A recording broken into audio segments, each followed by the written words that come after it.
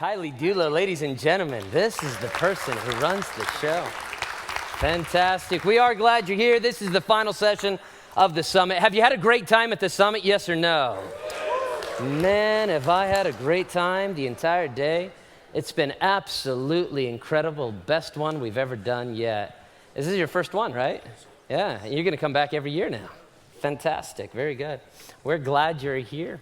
From what I was told, close to 150 first-timers. So we're glad you're here. Those of you who are here for the very first time, welcome to not just the summit, welcome to the network. As been said multiple times, this is your family, and we are so glad to have you part. You say, well, I'm kind of a misfit toy. Welcome to the toy box, friend, because we are all misfit toys here. Today, we're joined by Cary Nieuwhof. You're going to have to forgive me, Cary. You're going to have What's that? You're going to have to forgive. I'm a fanboy, okay? So I read the blogs and the podcasts, and I do the whole thing.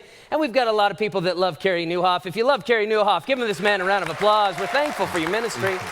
Thank you. We truly are. So we're excited. For those who are new to this, let me explain. Today we're going to be talking about the opportunities and potential pitfalls of embracing the new normal. Cary is a former lawyer and founding pastor of Connexus Church in Ontario, Canada.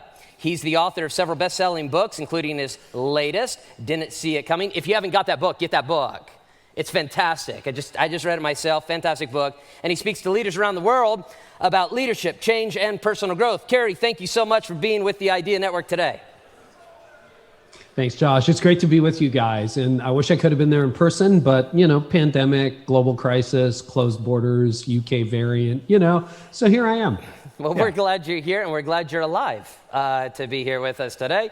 And so am I. Yeah. Thank you. Yeah, we got a little bit of an outbreak going on around here right now. So no, we were excited. It's fun. Anyway, from the safety of my basement, I think I'm okay. Yeah, well, you're doing great. Now, look, we are looking forward to having you live and in person at a future event. And so I don't want to put you on the spot, but you're definitely coming to a live and in-person event someday for the Idea Network. Is that correct?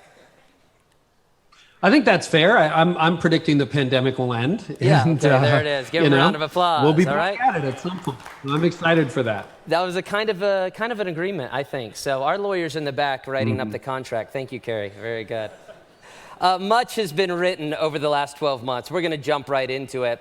Regarding the church's response to the international pandemic of 2020, the new normal has been coined by civic leaders and adopted by Christian leaders as a way of preparing the followers for unavoidable change. And unavoidable changes is one of the things that you've been helping us grasp over the last 10 months, which we're greatly appreciative of. We have several questions that have been prepared for this interview, and then we're going to go questions live to the folks out here. You may have some questions, and we're going to allow you to answer those questions. The way we're going to do is at a certain point through my questions, I'm going to invite you to walk forward. You're going to stand right up here where this microphone is in a moment, and you're going to have an opportunity of asking a question live. Now, if you're if you're a little camera shy, this will be on the podcast later, and that's just an audio podcast, so you don't have to worry about it. All right, let's jump on number one question. So when it comes to the new normal, Cary, let's go ahead and talk about this. Would you give us three? We're talking about opportunities that a lot of people are missing, right? And potential pitfalls. So let's talk about the opportunities first. And one of the things that I really want to thank you for and congratulate you on is that you're one of the most optimistic leaders in evangelicalism today. You look at a problem and you say, hey, this is the greatest problem that's ever been. How can we make the best of it? And really, that I know is your heart.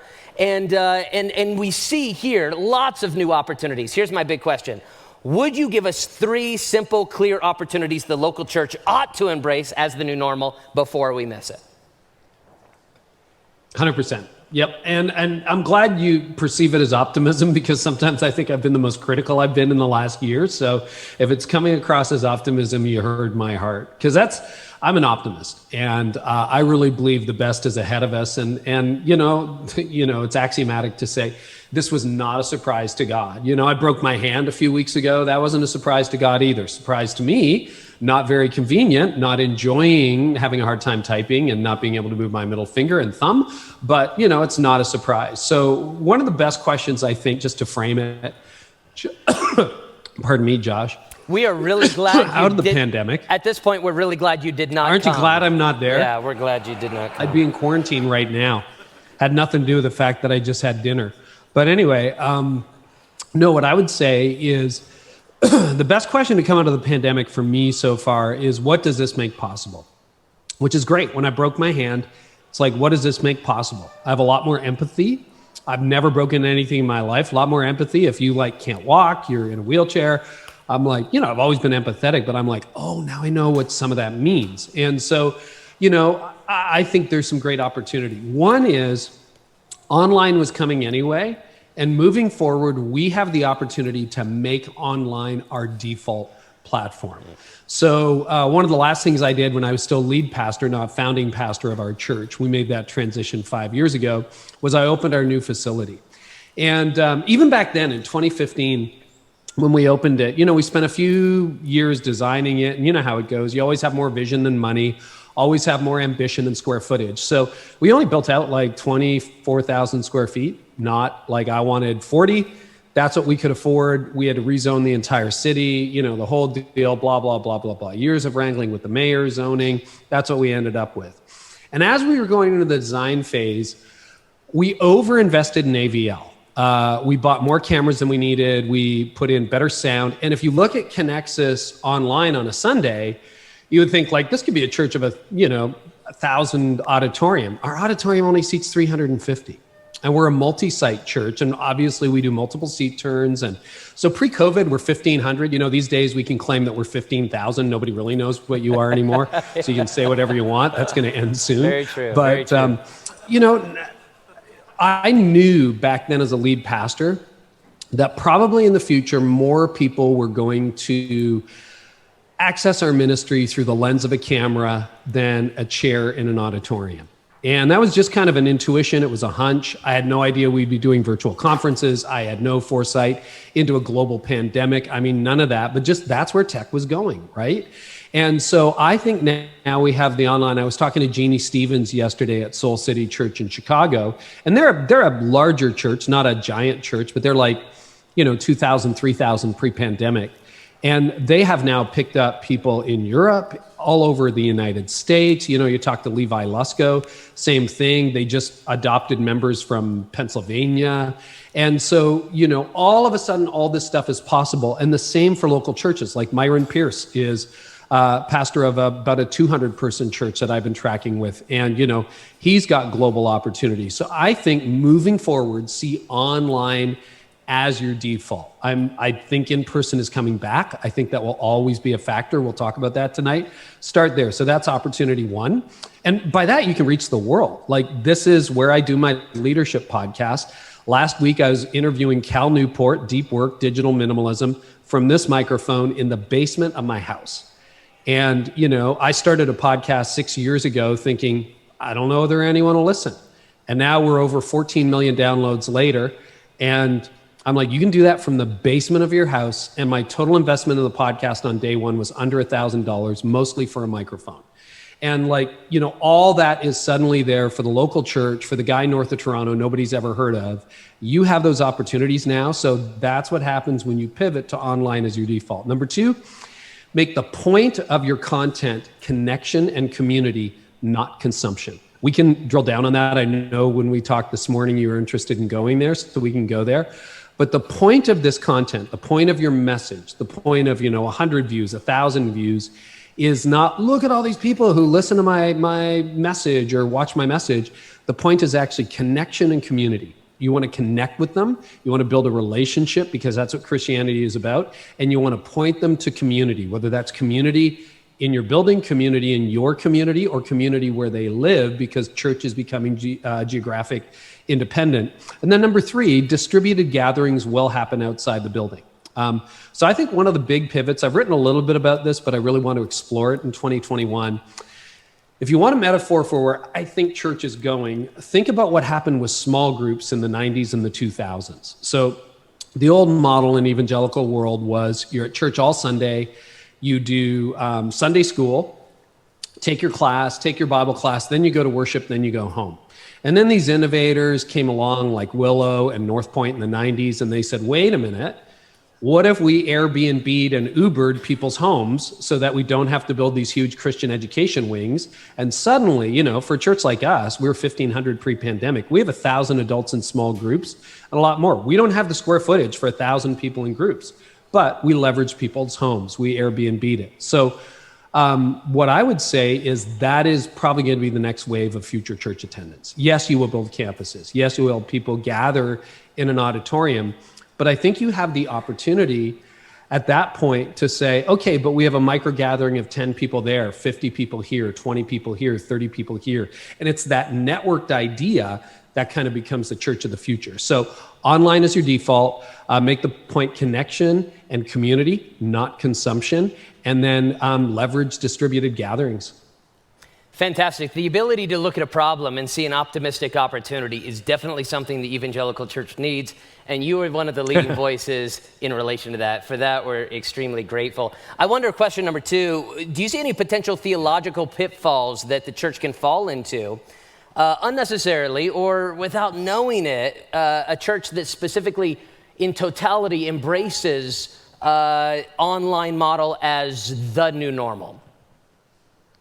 Mm-hmm.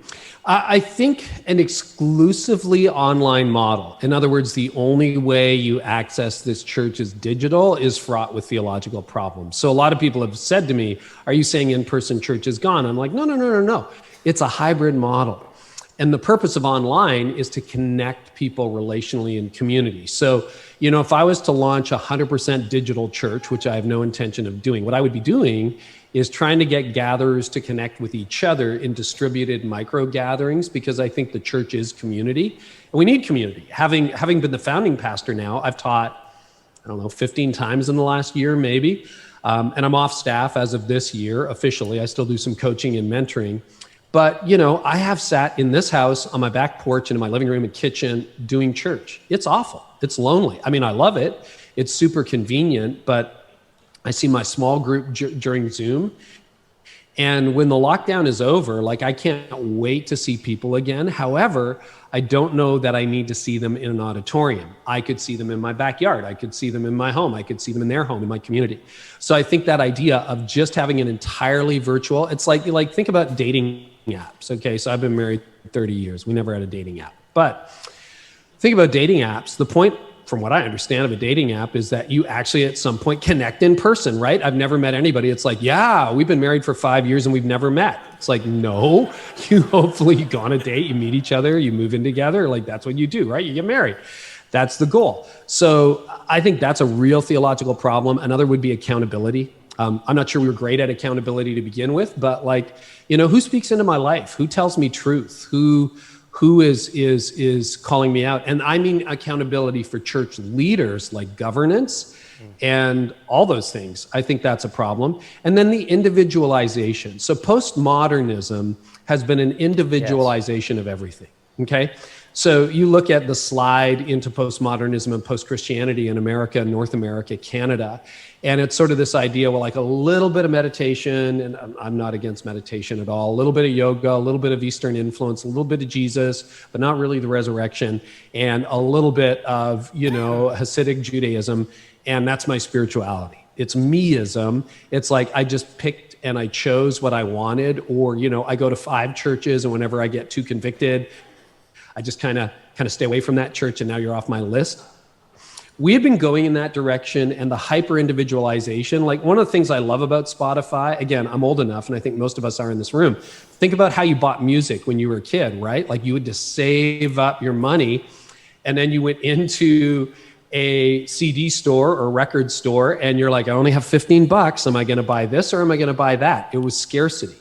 And now you've got abundance. Like I just built a playlist. I was bored with my morning routine, so I built a 80-song Spotify playlist. And what I hate about the algorithm is it keeps telling me stuff that I already listened to. It's like, no. I want to find stuff I've forgotten about. I want to go and look at someone else's curation, but the algorithm keeps giving you stuff that you already like, which is how, we can talk about this another day, extremism forms, right?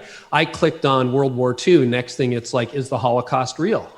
Okay, click, click, click. Next thing I'm in a skinhead video with neo-Nazis. It's like, how did that happen? The algorithm knows that hooks me. And so it gives me, that hasn't happened to me. That's a Tristan Harris example, by the way. But that's how the algorithm works. And so it keeps feeding me into my echo chamber, and that hyper-individualization of spirituality, I think, is a real trap. Yeah, I think many of us would agree completely. The concept of a pastor looking at a congregation and saying, you are the church, has a completely different implication when you look into a screen while somebody sits on their couch alone and say, you are the church. That leads to huge implications that come to our individualistic Western mindset that, I alone am the church, I don't need anybody, and I agree. I think that's a great way to say it. Can I add a little bit of feedback that I haven't really talked about publicly, but like this is the first time in my life I have been at home for the better part of a year. Just because we're allowed 5 people in production, 10 people in production. It's like, you're the founder, you don't do anything, get out of here, right? So I've had to sit home, and it's really weird. First of all, I understand why unchurched people really love Sunday mornings. It's like, it's awesome. Church is now 42 minutes, not 42 hours. It's like, that is awesome, okay? Like, that is not a bad thing. I know we don't like to hear it, but it's not a bad thing. But you know what I'm longing to do? And we can't do it right now because we can't have anyone in our house and blah, blah, blah. We are in tight lockdown. But I'm longing for you, Pastor, to tell me what to do in my neighborhood. Stop making me come to a building. Start equipping me to do a barbecue in my backyard for TJ and Lisa next door, for John and Gail over there. Show me how I can be the church in my community. Show me how I can support my favorite restaurant guys and invite them into Bible study. Like, for the first time, I'm out of the building for a year, and I'm like, you need to learn how to equip me to be the church in Oro-Medonti where I live, okay? Because my neighbors don't know Christ, and I need you to show me how to do it. Not just watch my video, watch my series, participate in this. Like, equip me. I'm ready. Let's go. Now, precisely. I've experienced it as a consumer for the first time, worshiper. But as the other end of the camera lens, I've experienced that for the first time this year. That's a very different feeling. No, I completely agree. If you get to a place where the church is just a consumer content distribution company, we're no better than Disney Plus or Netflix, but in reality, not nearly as good in the long run. Yeah, you're not going to be as good. You're going to lose that game. That is like how to lose, right? Like, I'm going to be Mike Todd. It's like, no, you won't. Yeah. No, and Mike Todd is Mike Todd. Yeah, and we're gonna drill down on that in just a little bit. How many of you are familiar with a store called? It may not be in your hometown, maybe. How many of you are familiar with a store called Walmart? You know Walmart? Some of you. The big controversy in retail, right, back in the 90s was Walmart's moving to town. Why was that a scary thing? The reason it was a scary thing is because the moment Walmart moved in, all mom and pop stores started closing up. And one of the things that I'm hearing in our network and outside of our network, there's a lot of rumbling for the mom and pop stores, the churches between 100 and 300 people that begin to ask this question. And I'm interested in your perspective on this. Do you see the rise of online church as a threat to small rural churches or inner city church plants? Is there any validity to the why buy local when I can order from Amazon question? It's a great question, and it's a complicated answer, so I'm going to be really clear, yes and no. Is it a threat? Yes, it's a threat. And I think what's happening now is the next iteration of what happened with the megachurch movement. So if you really look at the underbelly of the megachurch movement of the 80s, 90s, 2000s, what was happening was, were they reaching unchurched people? Yes. Our church, which grew to be a large church in Canada and is actually still growing now that I've left, I know the stats. It's about 50%, growing faster now that I'm gone, which is what you want, by the way. So we had growth every year, and 50% of that growth was unchurched people who self-diagnosed as saying, I don't go to church, and 50% were people from other churches who were coming to kick the tires. Now, you go into the Bible Belt, sometimes the growth of the mega church is 90% other Christians. Oh, wow. And what is that? Economists would call that market consolidation. So what happened was, I was going to this little church of 50 or 100 or 200. But then this cool pastor came into town with the neat haircut and the skinny jeans, and now I'm over there and they got great worship. And so that was market consolidation in the same way that Walmart was market consolidation. It's like, if you can buy your milk for cheaper, why wouldn't you? So there's that going on. On the other hand, there is this move back to hyper-local. Hashtag support local, buy local has been a big thing. You look at the revolt against agribusiness, and now even these massive agricultural companies claim to be farm-raised eggs. It's like, no, you're a business. You're just doing that so I'll buy your eggs, even though they come from, this basically chicken factory. And then this whole farm-to-table movement. So there's this really weird thing where there's market consolidation happening and a great opportunity for local. And I think the trap that a lot of us fall into is we try to be Mike Todd, we try to be Furtick, we try to be Christine Kane, Priscilla Schreier, right? We try to be all of these communicators and we stop being ourselves. And the challenge is, like, there is a role for the local church. And it could be you're going to be a church. I got a buddy I went to seminary with, and he said, Cary, and this is long before, our church started growing. He just said, everyone's got a number on their back. And he said, some people are just designed to lead an organization of 50.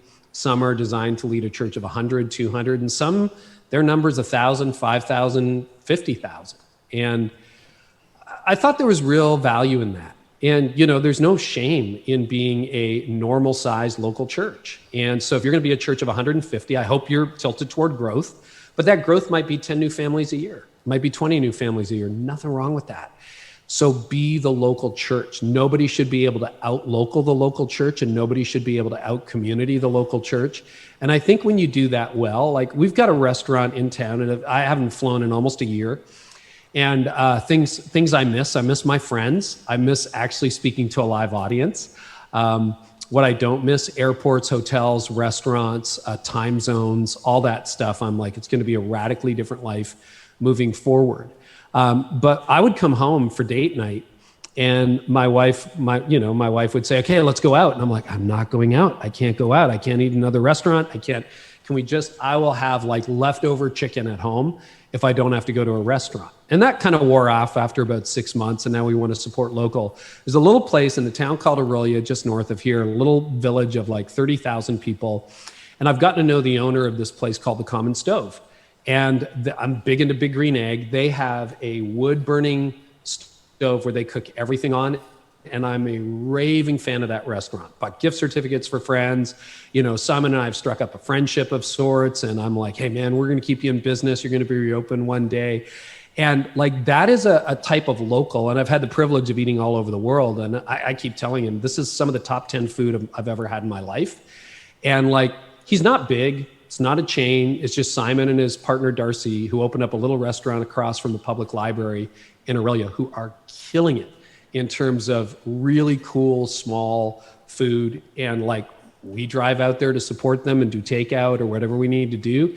And like, I'm all over that. So you can be that. And I think if he had 100 locations across Canada, it wouldn't be what it is. It's a really interesting analogy that you bring up. I guess the way I would view it as a pastor would be that maybe there's a wealthy person in our church who goes to our church twice or 3 times a year and comes in and says, hey, I want to be part of your church 4 or 5 times a year. You're a really good chef. Thank you for that sermon. I guess I'm questioning, what about the 200 or 300 people who should feel like that local church is their family? But they say, well, I really get most of my content from the Bible online, but I definitely am going to come by to your restaurant 6 times a year. Is that a healthy thing for those Christians? It's interesting. It depends whether it's a supplement or a replacement. So if it's a supplement, like I'm a podcaster, and when you and I were doing sound check this morning, we were talking about what we're going to talk about, and I thought that was a fun train of thought. It's like, I hope you listen to my podcast, but I certainly hope you don't just listen to my podcast. Yeah. Like, my goodness, there's so many good podcasts out there. Like, I listen to a dozen or more. Like, I think they're great. It's not like, hey, I'm the only guy in town. So if you listen to me and you listen to Keller, like, is that a bad thing? If you listen to me and you listen to Chad Veach, is that a bad thing? Or some guy in Iowa that isn't famous, but you just really like her style or his style, and so you've latched on to them. I don't think that's bad. No, if it's a supplement. Fantastic.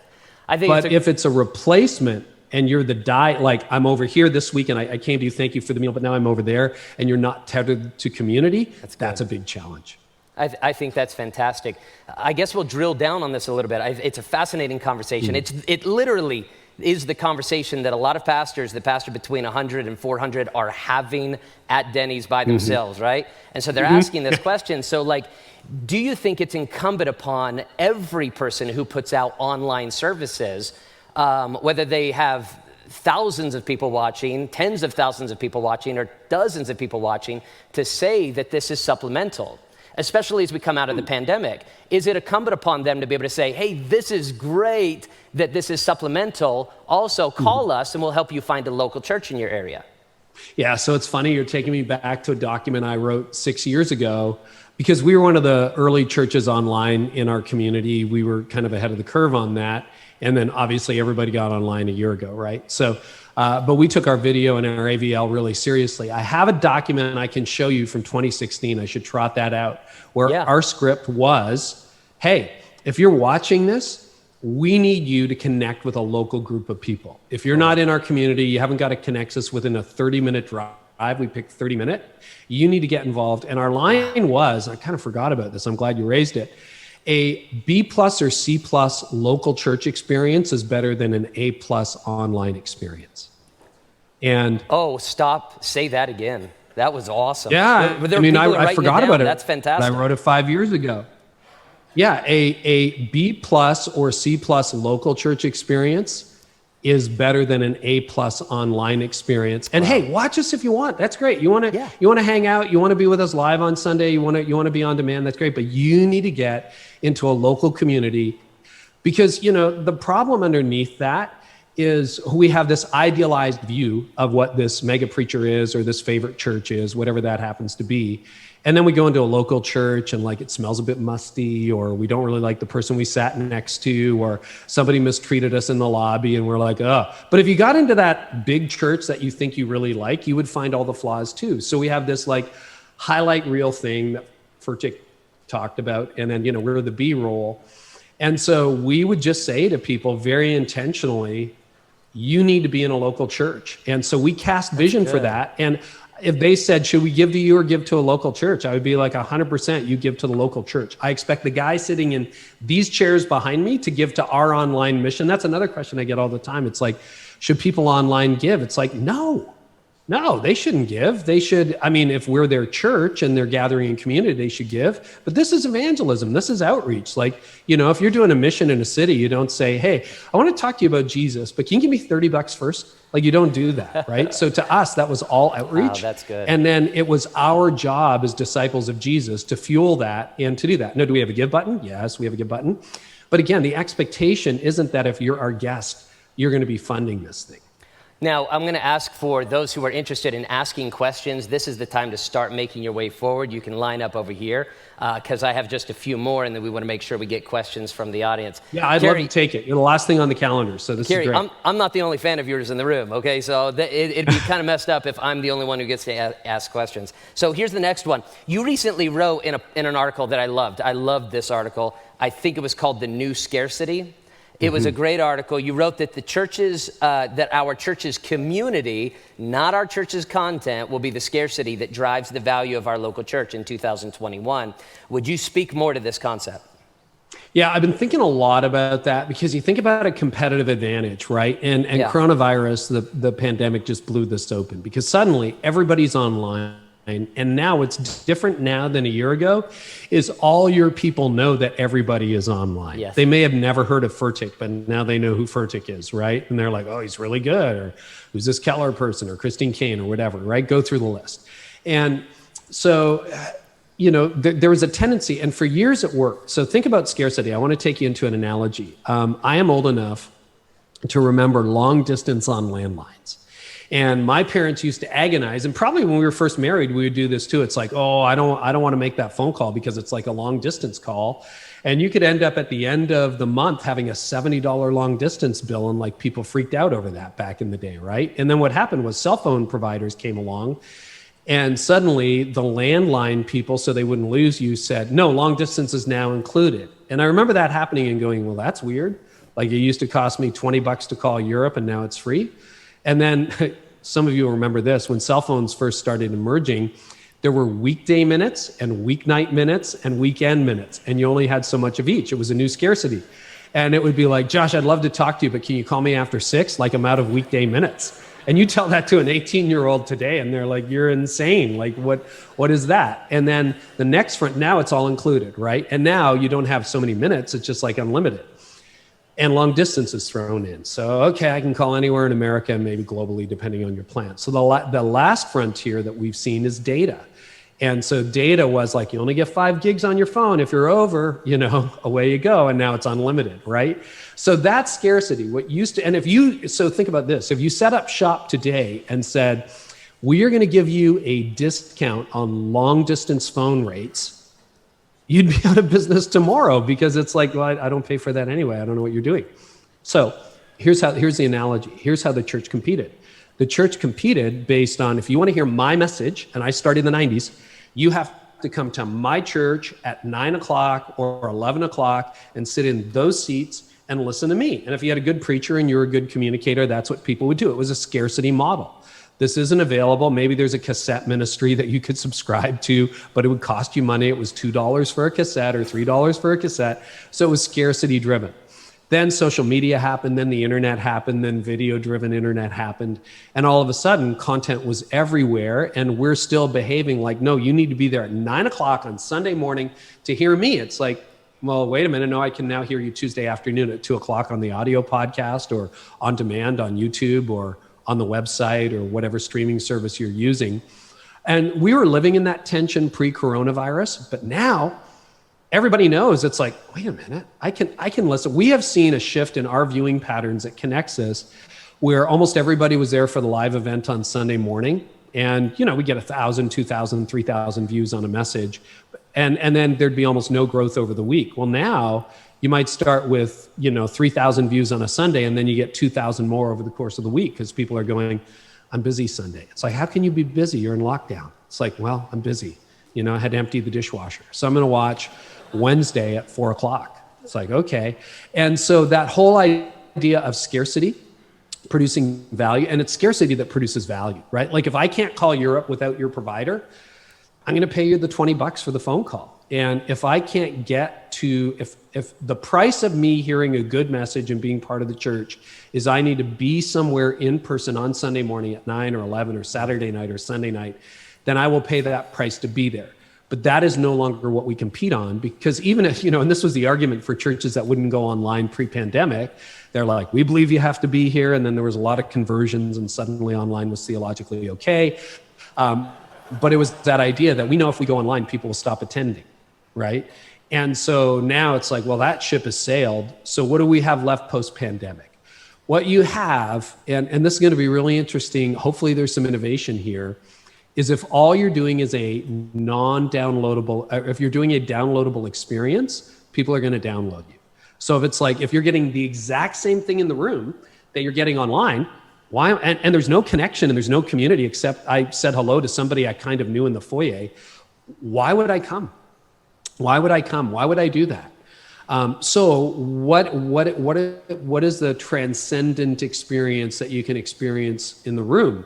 What is a community that you can build? What is the value proposition? So, and it could be, well, you're here to serve and greet people. You're here to build into the next generation in kids and student ministry. You're here to invite your friend. I think there probably is a qualitative difference in worshiping together in the room than home. But for the message, it's like, yeah. So we got to figure out what is our competitive advantage, because it is not the sermon anymore. It's one of the most, no matter how good you are. To me, it's one of the most fascinating concepts that you've written about even just recently, and that is, it could be that the church had become a content distribution company before the pandemic. Come in here, and we'll give you 60 minutes of our content, and you pay us for that. And in reality, the pandemic may be waking us up to realize, no, we have far more to offer than 60 minutes of content. We have personal one-on-one life discipleship. We have personal accountability. We have discipline, literally church discipline, the ability to look in the eyeball of somebody and say, yeah, you're not allowed to do that, and I need you to tell me the same thing. And so the church returning If you got another minute. Yeah, no, please. Sorry, there's a little delay. Just a further click down, I hadn't really thought about. If you think about the evolution of scarcity, so in the 90s, it was this is the only, right? That's how we competed. This is the only way you're going to hear Pastor Josh. Okay. And it's the only way you're going to experience this band. So it was only, and it was true because, unless you subscribe to the cassette ministry of a church, it was the only way to access that. Then when the internet comes along and social media comes along, you have a supplement. And what did we do? We went from only to better. So only became better. Better is, this is a better message. This is a better series. This is a new series. This is like, okay, our band did this cover song. Our band is amazing. We're doing all the latest Hillsong worship. Like there's only 10 actual worship songs at play in any church in North America at any given moment, right? So we're all doing the hit list because we don't want to fall behind. And so what happened was what became exclusive and kind of only became, no, it's the same, but it's better. And then the pandemic just blew that up. I don't know. Does that resonate at all? Fantastic. It really does. You're asking great questions. It really does, because it feels like now the church has to say, okay, it's not necessarily, okay, what does 2021 look like? Maybe the church needs to go back and say, what did church look like 1,000 years ago? What did it look like 2,000 years ago? And that truly becomes irreplaceable. Go ahead. I'm sorry. And that's how we lost at our own game.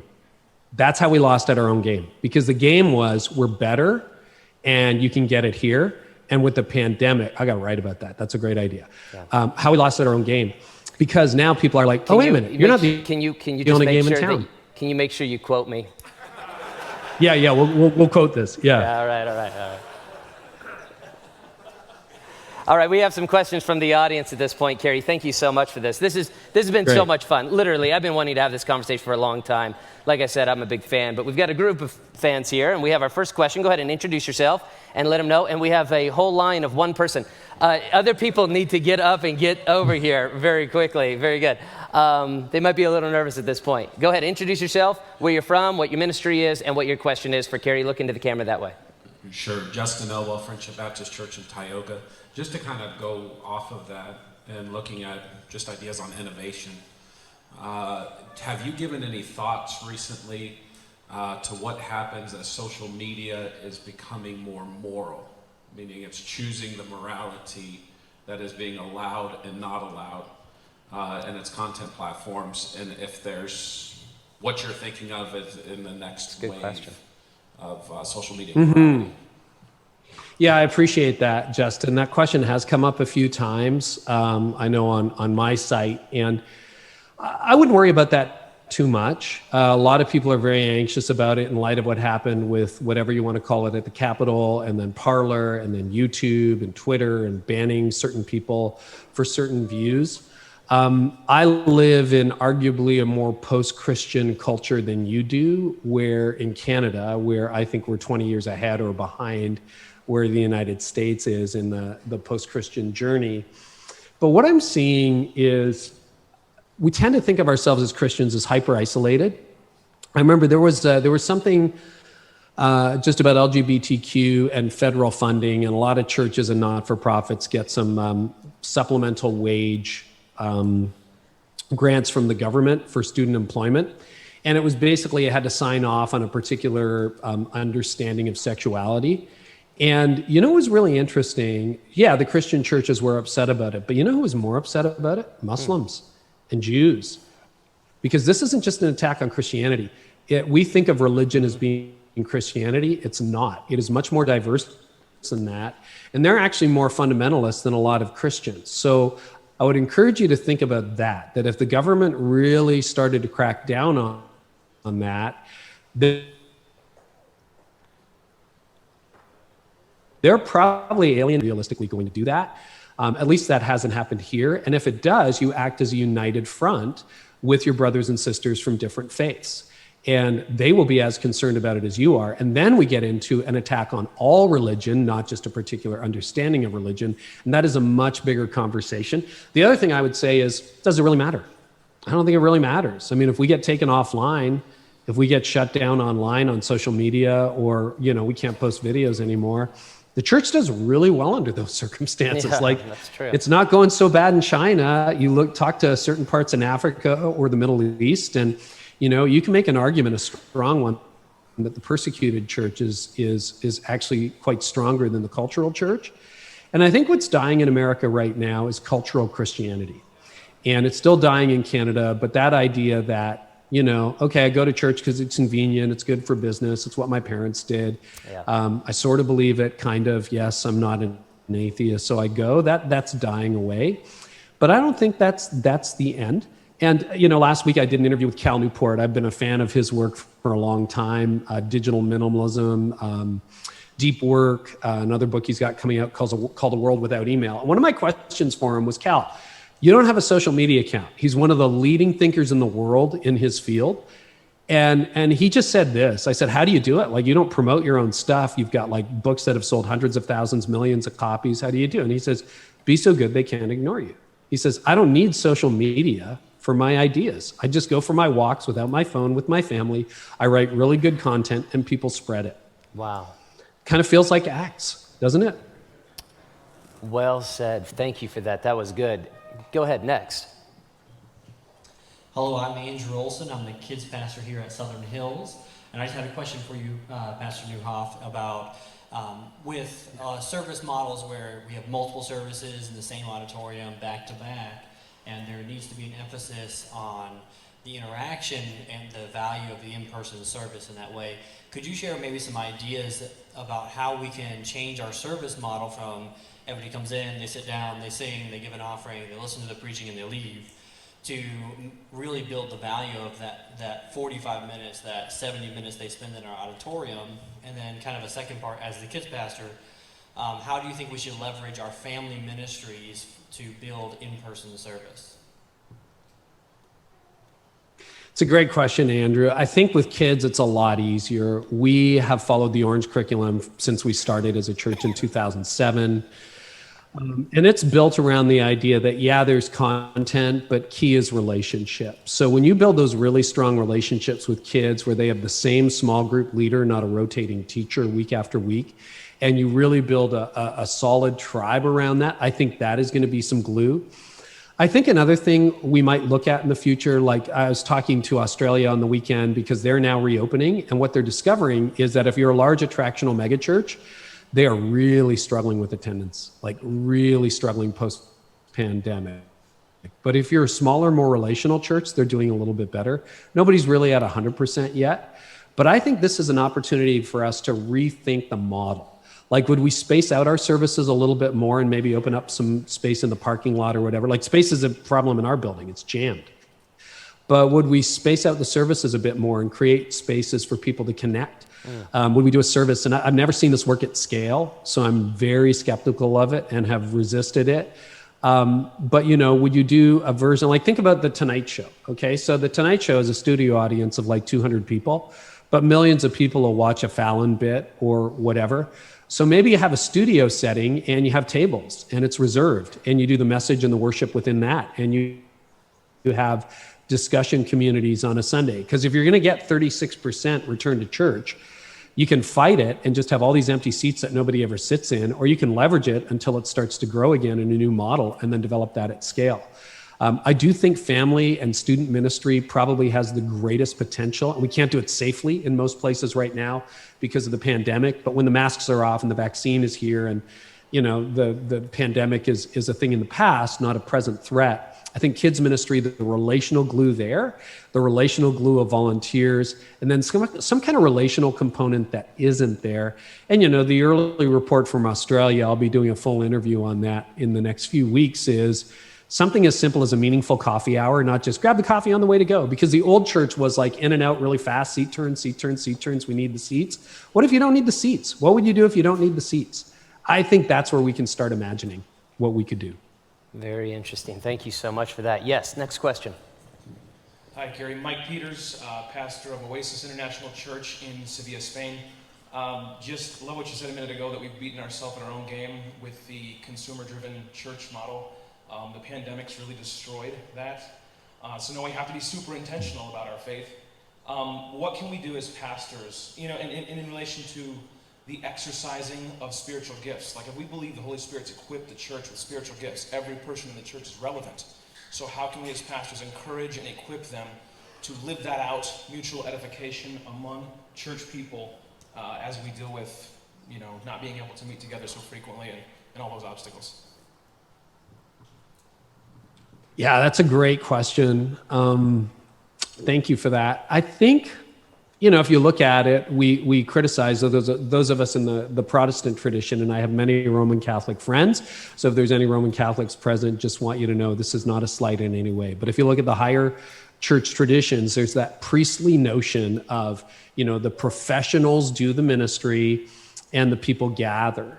And so Protestants historically have been, no, we're the priesthood of all believers. But again, if you look at the last 30 years, we have professionalized ministry to the point where I'm the person with the communication gift, therefore I'm the communicator. I'm the person with the musical gift, therefore I'm the music leader. And we just need more staff. And you can make an argument, particularly where a church is overstaffed, that basically we have taken the gifts of the people and given them to the teams and turned our people into doers rather than leaders. And so I think another pivot might be back to what I said earlier. It's like, okay, here I am in my neighborhood, week after week after week. Equip me to be the church. Equip me to lead a small group. Equip me to reach out to my neighbors. Like, do you have any starters with that? What are my spiritual gifts? And I think that spiritual gifts, usually we use spiritual gifts, if we want to be really honest, pardon me, we use spiritual gifts in the context of, we need some people to serve in kids ministry. Does your gifting profile fit this? And that's a good use of it, but it's not the exclusive use of it. And so we have a whole group of people in the business world who are like, I'm here 9 to 5, often 9 to 9, Monday to Friday. I don't know what to do with my faith. It's like, what if we started equipping them? And so it is more of that biblical model of equipping. And I think part of that comes with even staff ratios. I've consulted with different churches that will spend 60 to 70% of their annual operating budget on staffing. Number one, that's a recipe for financial doom. Number two, you probably have a very disempowered laity.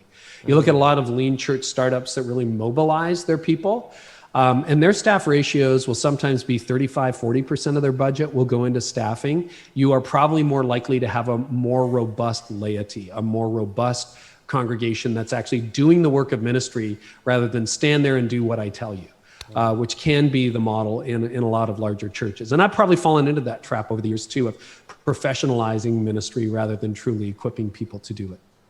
Wow, and another benefit of coming out of the pandemic, another benefit of saying, okay, if our churches are growing smaller and if our budgets have been affected, how are we best effectively using this budget? And it might be to empower our lay leaders to lead the way they've always been supposed to. That's fantastic, great statement. All right, we have another question here, yes? Yeah, not because they need to, not because we need them to, but because they need to exercise that spiritual gift. It's not what you want from them. Hey, I need someone to stand here and greet people. It's what you want for them. I want to release you and equip you to live your faith. And then you don't really have the problems of spiritual immaturity anymore because people are doing ministry. Okay, so this is what I mean by the optimism of Cary Nieuwhof. He looks at the 2020 and we can begin to see a return to the New Testament church in so many ways. So I really appreciate that perspective, Cary. Thank you. Yes, next question. Caleb Sargent, Next Gen Pastor of Southern Hills. You mentioned earlier that we need to lean into our competitive advantage as the church. And with the rise and realization during the pandemic of the mental health crisis, I was curious how you see the church addressing and adding to that conversation, basically equipping people where they're at to speak into that. Yeah, I missed your name, but I love the question. So this is really interesting. My joke is that we keep 5 counselors full-time employed in our community just because of all the referrals we do, and that probably isn't that far from the truth. There is a link, and I don't know, this is just like thinking in pencil, wet cement. There's a link between spiritual immaturity and the mental health crisis we have today. I think a lot, and I'm not saying if you're spiritually immature, you have mental health problems. That's not it. Okay, I went through a period of burnout and depression as well. Lots of close friends who struggle with it. But I think there is some link that I'm not smart enough to speak into between the lack of discipleship and the lack of spiritual maturity and perhaps the lack of emotional maturity a lot of Christians have. We have defined, if you look at, I'm not a trained therapist, but if you look at some of the theory around cognitive behavioral therapy, you can only talk people so far out of their difficulty. And if you have an adverse childhood experience, some kind of trauma, let's say you were abused one way or the other as a child, that, or let's just say, community hurt you. You were the kid who was picked on at school. You were the kid who was ridiculed at school, bullied at school. There is some evidence, and again, I'm not an expert in this area, that you can't talk your way out of the PTSD. You can't talk your way out of the trauma. However, what trumps that, what changes that, is an experience of love. So if a person hurt you, the way you get through that is you're in a community of acceptance and love where people actually love you, and you're, after a while you kind of realize, oh, no, I can trust another human being. And that is actually what reduces the trauma. And that's actually what reduces the anxiety. And when you look at like generalized anxiety disorder and you look at discomfort, I think somehow that is tied to the lack of spiritual formation in our culture and in the church. And, the anxiety people have online just by doom scrolling and, fear of being canceled for leaders. It's like so much of our culture has become untethered from its theological roots. So, those of you who did seminary, you go back, you study the first century, it's honor and shame, honor and shame. Jesus' parables make a lot of sense in the context of honor and shame, right? So when the synagogue ruler comes running for Jesus and falls at his feet, nobody in Jesus' day did that if you were a person of specific things. You think of honor killings today that happen. They're horrible, but they happen. That's that honor and shame culture. What have we done with it in our culture? Because we've decoupled it from Christianity, we turn on each other. It's like, I think you should be canceled, Nieuwhof. I think you should be canceled, Josh. Boom, boom, boom. Everybody gang is up. Twitter gang, Instagram gang, and you're gone, you're canceled. It's like there is a human longing there that somehow got untethered from God, untethered from theology, and unleashed on the world in very destructive ways. I'm not saying people shouldn't be held accountable for what they do. I totally believe in that. But, this weird moment we're in culturally, I think a lot of that anxiety is tied to a lack of discipleship. And I think if we got our discipleship right and our community right and our love right and our healing right, a lot of that would be changed. So I think that is a unique, quote, competitive advantage for the church. Wow, that to some extent, when people ask me for a referral, I'm like, good Christian counselor, good Christian counselor. What do I mean by that? Good Christian counselor. There are a lot of bad Christian counselors out there, so you got to be careful. But a Christian counselor, because I believe if Jesus isn't at the center of it, you get a partial healing. Well said. Yes. Hey, Cary, my name is Clay. First, I just wanted to say thank you. I actually reached out to you a few years ago in a tough time of my life, and I thought you for sure would be too busy to respond, but you took a moment and did, and reminded me of God's love for me. I just wanted to say thank you for that, for ministering to me in that way. You're welcome, Clay.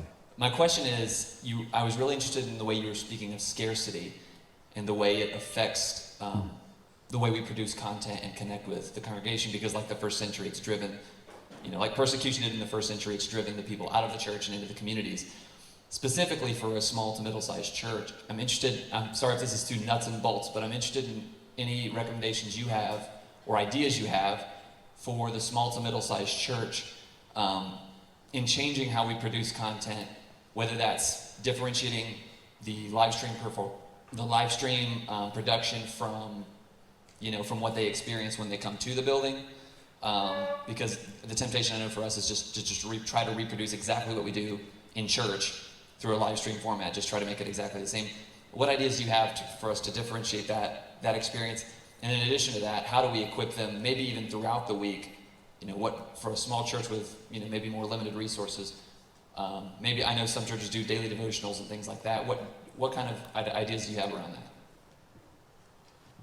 Yeah, it's a really good question, and thank you for saying that, Clay. I'm glad that was true. We try to do the best we can, and I'm glad we were able to connect. Yeah, because I think back, like we started with 6 people, 14 people, 23 people. What would I have done in the pandemic? It's a great question.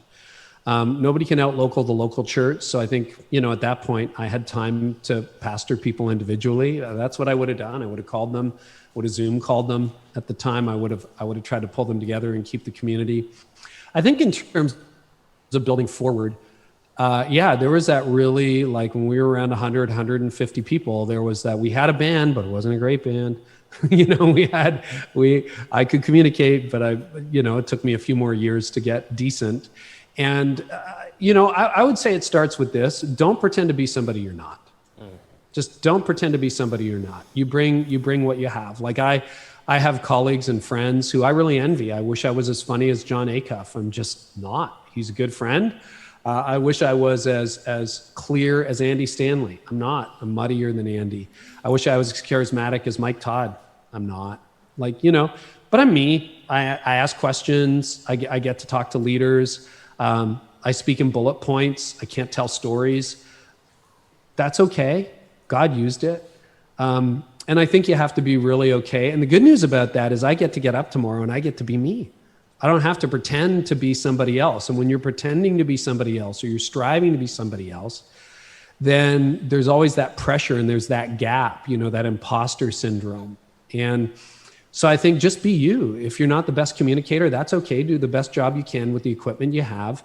The one thing I think is a trap for a lot of churches, you would really have to track, like I call it the school play syndrome. I've gotten in trouble for calling it. But when you go to your kid's school play, what are you thinking? When's this thing over and when are the third graders going to show up, right? Because the only reason you're there, it's not the production quality, it's not the music. It's like, I want to see my kid. And then your next question is to your spouse, can we leave now or do we have to stay until the 8th graders are finished? And she's like, you have to stay. And you're like, ugh. But there's that live stream that feels like the school play, the elementary school play. And if you don't have a lot of resources and you don't have great lighting, that's probably not going to be your strongest point. So post-pandemic, when you have all that stuff, you might want to keep that stream for people who can't make it that Sunday as a side door to the church, but it's probably not going to be your best front door. However, I shot a video in here yesterday. It'll go up on Instagram tomorrow. And I sent it to an editor who made it look way better than what I shot in 10 minutes on an iPhone. I don't know, I think his editing is going to cost $50. I don't know, it's not expensive. I promise you, it's just an iPhone 12, $99 microphone and max, okay? And he's going to make it look like, I looked at it and I'm like, how did I shoot that on my phone? Like, I know I shot that on my phone, but it's so good. And you teenager who knows how to do that. He did these jump cuts and graphics and I have no idea how to do guy. Say those weekly devotionals, they started as daily.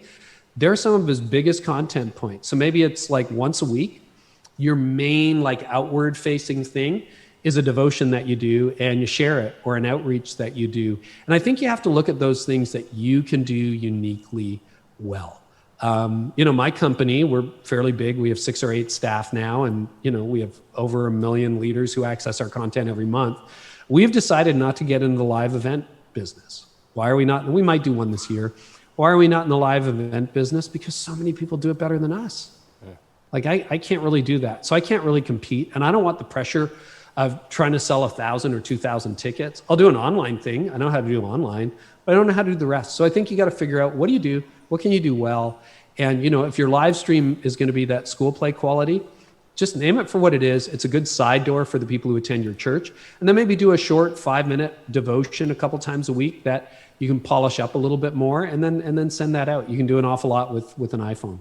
I love it. That's really helpful. We've got a few more questions, and I do want to ask those in the audience if Sure. You are on the Wi-Fi, if you could click off the Wi-Fi real quick, simply because I want to make sure that the internet remains stable. Next question. Hi, Cary. My name is Stephen. I'm a lead pastor in Northern Virginia. Quick question that I have is, for those of us that have the ability to have both in-person gatherings right now and online gatherings, what would you say would be some practical ways to try to get someone watching online to become an in-person attender? What would be the bridge that you would build to be able to connect those people?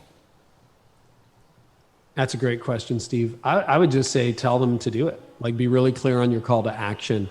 I hired a consultant 10 years ago, Casey Graham, to help me with vision casting. If you guys know Casey, and paid him some money. He flew up here, listened to all my messages, and he gave me this feedback. He said, Cary, you're great at encouraging, you're great at inspiring, you're great at praying, and you're terrible at asking. Like, what do you mean? He says, well, when you're asking people to give, you ask them to pray about it. He says, you need to ask them to give. Like, that's really good advice. So I started asking people to give, and surprisingly, they did. And I think often we're not bold enough, but I would do a vision cast very similar to what I shared earlier, where you just say, hey, if you're within pick your number, 20-minute drive, 30-minute drive, 40-minute drive, you know your neighborhood better than I do, of one of our locations, and here are our locations, put them up on the screen. We want you in here on a Sunday morning. And, that's going to be a weird message until everybody's vaccinated. But you just let them know an A+ online experience is not as good as a B+ or C+ in-person experience, and just name it and tell them to get here. And the other thing, this is the weird thing you're going to have, because we had this for a couple years prior to the pandemic. People would watch. They don't just watch one Sunday and show up. They've been watching for a month. In some cases, they would say, no, I've been attending your church for a year. It's just my first time ever here. Because they've been watching online, lurking in the shadows, and now this is a big event. And then they see you and they're like, wow, you're actually real. You're like a real person, right? Because you're a celebrity who's somebody you haven't met. That's who a celebrity is, right? And who's on a screen. So they're going to have that like, oh, this is what the church really is. So that is going to happen a lot when the world opens up again. I love that. I love how you talk about an A+ experience versus a C+ experience. And one of the things that we begin to add in our online experience is to not only invite them boldly, say, hey, you need to come visit, but also if you are within a far enough distance that you can't come, contact our church offices and we can help you find a local church right where you're at. We can help you find one that's very much like ours, and that's actually been a help. Next question. Totally. Hey, Cary. My name is Akeem. I just want to say thanks for retweeting my tweet yesterday. Love you. Oh, you're welcome. Yes. Nice to meet you, Keith. Did he really do that? He did, yes. I tagged him, so it was awesome. It's his quote. Anyways, I'm a church planter in the Bay Area, Oakland, California, Storyline Church. We launched in September 2019. And I hope this doesn't offend anybody as I say this, but we meet at the Regal Theater in downtown Oakland. And as you know, probably the theaters have closed indefinitely. And so space and acquiring space as church planners is difficult. But one of the things that I see as a benefit for church planners is older churches are going to close down. And for me, as a church planner, it'll be a huge opportunity to kill it both in person and digital, so that when those opportunities do arise for buildings, what are you seeing that guys that are church planners that are killing it, what are they doing now to kill it so when the time does arise, they can move into those spaces? Mm-hmm. That's a great question. There is market consolidation going on outside the church as well.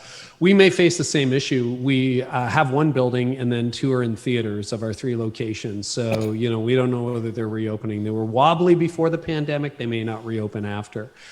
However, there's an estimate I've read that 50% of the restaurants in Toronto may not be open after the pandemic's over.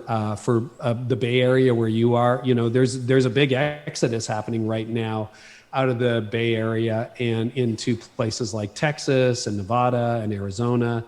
So I think that is going to shake up the market. And I think you're going to see commercial space and retail space and mall space become available at a discount. A lot of those buildings are going to be on sale.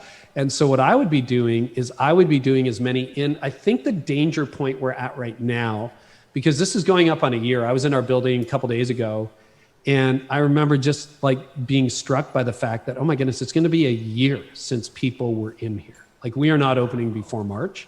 Wow. And it's going to be 12 months since people were in this building. Wow. And so the question then I think becomes, how connected do they feel? Because I might feel, I like that message. That was a great message. But that's not really connection. Like, are they connected in groups? So I was talking to Sam Collier, who's planting Hillsong in Atlanta. And, it made me think through the lens of a church planter. So I would behave as a church planter. I promise you, pandemic or no pandemic, Sam Collier has personally touched every single person on his launch team in the last 6 months in Atlanta. Why? Because that's what you do as a church planter, right? You're not sitting in your office waiting for the people to come to you. You're like, yeah, Josh, I'm free. Let's do a quick coffee, or hey, we'll have a Zoom, or we'll do a quick FaceTime, or we'll meet socially distanced. And what I would do is, like, with all those volunteers that might be missing, with all the other people who you're kind of disconnected or you haven't heard from, I would jump on. One of the best things when the pandemic hit, Nobody knew how that was going to go. And, my company's funded through a number of different ways, but, at the end of the day, I have a staff to pay, and I like groceries as well. And, 98% of what I do is free. You don't have to pay for my podcast. You can read my blog for free. Like 98, 99% of what I do is free, but the 1% that's paid pays for everything. So I like the model. It works. And we didn't know whether people who sponsor the podcast and make our content possible were going to become insolvent or not. And Brad Lomenick, who's a really good friend, he just said, Cary, you do a bi-weekly partner call. You call all those people who are partners, and you just do like a half-hour leadership thing with them every other week. And I'm like, first of all, they're all CEOs. None of them want to hear from me. They're all too busy. Like, I don't think it's going to work. And so I called it. I couldn't believe it. Almost everybody showed up. They were so grateful for the time. We are still doing it a year into it. We've done a monthly now. Wow. But that has been a lifeline. And you know what it is? It's connection. So what about your key donors? I'd be doing Zoom calls with them. They're your favorite people anyway. What about your top volunteers? I'd be doing Zoom calls with them. What about some people who could seed those communities that you're going to replant if you lose the theaters? Or maybe you can buy the theater. I don't know. I'd be talking to donors and preparing like an opportunity fund. And you want to connect as much as possible, either in person or via video with them. And video is better than a phone call. So behave like a church planter and get those seeds planted now. And I would have a contingency plan. So you're like, well, if the theaters are not for sale, there's probably this retail space, there's probably these restaurants, or we got a micro gathering. So like A, B, and C plan, and just connect as though you're launching, because you kind of are. We're all church plants. So if you did not yet get your one big idea from today's conference, the idea of an opportunity fund and then addressing your donors or those who might invest or those who invested a year ago is a brilliant concept. That alone is worth what we came today. To go as an opportunity fund, hey, I'm looking at some big opportunities that are coming around next year when this thing is over in the next 6 months. You could get a lot of interest in that. That's fantastic, especially for you church planners. We have one more question, and then we're going to let you go. Hi, Cary. My name is Brian Allison. I'm pastor in North Missouri, and sorry to end on a little bit of a sour note, but just a question for you. So around third quarter, fourth quarter of 2020, it sounded like a lot of guys who are tracking churches and pastors were saying that there appeared to be an alarming trend of ministers leaving the ministry or leaving their churches. Understandably, Akeem's point, I think, points to that. Are you seeing that trend? Do you agree that that is an issue because of the pandemic? And as someone, you've talked very publicly about your issues of burnout in the past. What advice can you give to ministers? As a just personal thing, I went through a season of depression, didn't even realize I was depressed until it was too late last year. Doing better now, praise the Lord. But what are some things that you can help us recognize and then curtail these issues? Well, thank you for that question, Brian, and I'm glad you raised it. So I'm not pointing any fingers, but I heard those stats too, and they were widely circulated in Q4. I did some research. It's an urban legend. There is no fact. Like that 70% stat, I checked with Barna, I checked with Pew, I checked with Ed Stetzer, all behind the scenes. That is all bogus data that is on a website that isn't actually, claims to say, because I literally spent a day tracking that down. And I didn't want to say it publicly because I didn't want to embarrass anybody or say anything publicly that would be embarrassing, but it's just not true. There is no evidence that I am aware of, and you can find there's like a Wolves and Sheep Clothing website or some weird website that had all those stats. Oh, that guy comes here. I'm talking to David. That guy's website's right here. I'm just kidding. I'm kidding. Yeah. No, I'm literally talking to David Kinnaman going, David, they're quoting you. He's like, yeah, that's not us. So David's the president of Barna. So if that is true, I can find no credible source to corroborate that. It was one of those urban myths, one of those untruths that just got circulated by very sincere people who read a website that was not peddling accurate data. So I would have reason to believe that the attrition rate is somewhat higher, but not cataclysmic, like it was being shared. And what I would say, do I think burnout is more real? Yes, I think burnout is more real. Do I think people are tired? Yes. And I think we need a new strategy. And so, the one thing that I've thought about a lot in the last 6 months is we all, and listen, if the pandemic was 3 months, we got through it and away we go. But here's the challenge, Brian. People were getting burned out long before coronavirus. People were exhausted. I burned out without a pandemic and without a smartphone. It wasn't that hard. I did it all by myself in the pre-digital era back in 2006. People were doing it for a long time. So this just exacerbated it. And I think the false lead in this is, I got my next book sitting right over there for final edits that I'll work on again tomorrow. But time off won't heal you when the problem is how you spend time on. So a lot of us say, I just got to get to my summer break. I just got to get to Easter. I just got to get to Christmas. I just got to get to that week off. And let's say you have an amazing week off, but you come back and you're dead by 11 a.m. on your first day back. The problem is an unsustainable pace. You're not closing your laptop at the end of the virtual day. You're not doing anything I'm working on Sabbath right now. I'm terrible at it. I've always been bad at Sabbath. And one of my, because I love my work. I love this. I could talk like this all day long, every day, research these things, read books. I love it. This is a dream job for me. But I need time off. I need to go walk in the woods. I need to go and cut my lawn. I need to spend time with my wife. I need to go hang out with friends. I need to do something that isn't work. And I'm not very good at that. And so I realized I got to have not just an absence. So for me, for a long time off was an absence of activity. It needs to have the presence of other meaningful things. Do I actually have a hobby? Do I actually have something else I do when I'm not working? Rather than just sitting there going, should I post something to social right now? Yeah, I think I should. No, just put it away and replace it with something else, and then find a sustainable pace. So I'm literally finishing up a 55,000 word manuscript on how to find a sustainable pace. And I'm pretty excited about sharing that. But I have. And the irony is, when you have a sustainable pace, your capacity actually expands. I'm doing 10 times more than I was when I burned out, and I have more time off.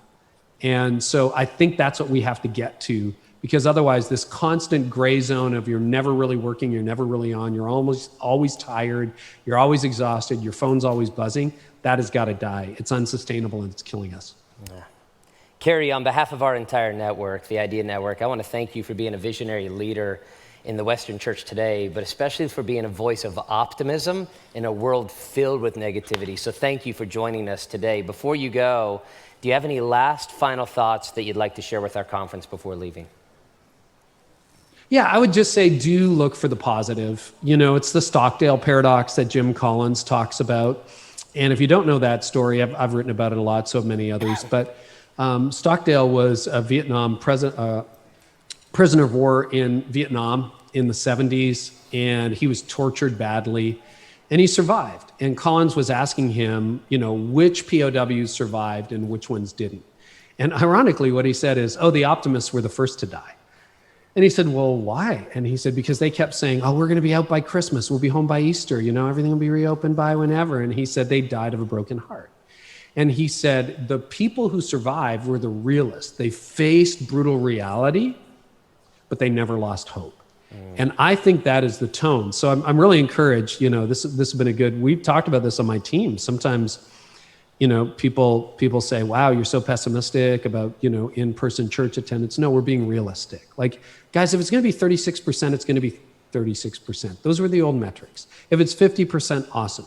If it's 70% return to church, that's great. But nobody in this room signed up for we hope to be 30% smaller than we were the year before. That's not why we got into ministry, right? That has never been on my goals for any given year of my life, and it never will be. But what does this make possible? So digital scales in a way that physical doesn't. And if we make that goal not consumption, but connection and community, great opportunities happen. And as you've hinted at many times, this can get us back to our biblical roots. So this didn't surprise God. There are great times ahead, and the innovation is just beginning. We've all done some adaptation. Now it's time to start some innovation. And I think rooms full of leaders like this are going to be the people who lead the way. Again, thank you so much, my friend. Let's go ahead and pray and dismiss. Cary, would you pray over our group and ask God's blessing upon us before we go? Love to. You bet. Heavenly Father, we love you, and these are unsettling times. We all wish it was over. I wish it was over. I wish variants weren't surging and this was done, but it's not. And you've been with your church through pandemics before, through the dark ages, through the plague, the Black Death, through reformations, through wars, through famines. And the word of Christ has survived, thrived. And so I pray that this would be a moment where we confess our idolatry. We get over our old fascinations, and we renounce our idols. And we see an opportunity to lead in the future in a way that perhaps wasn't possible before. Purify our hearts, sift our motives, restore our souls, give us hearts for the people we lead, courage and steel for the times ahead, and keep our eyes firmly fixed on Christ, our Lord and our Redeemer. In Jesus' name, amen. Amen. Let's thank Cary for being with us today. Thank you.